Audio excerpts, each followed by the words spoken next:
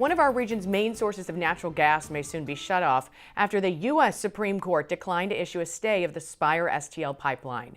It runs 65 miles from Scott County, Illinois, into St. Louis. 5 on your side's Holden Kerwicki has more on what this could mean as we head into the coldest months of the year.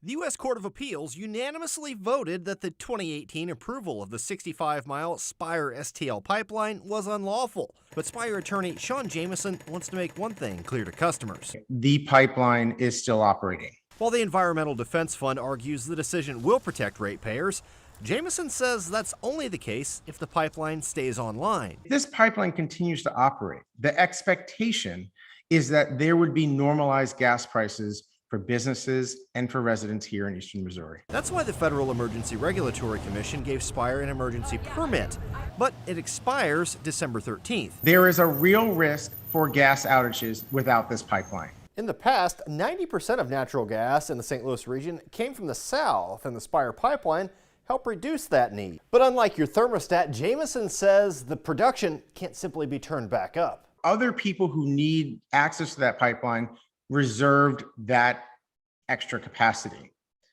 Today, we cannot go back and get the extra capacity because it's reserved by somebody else who needs it.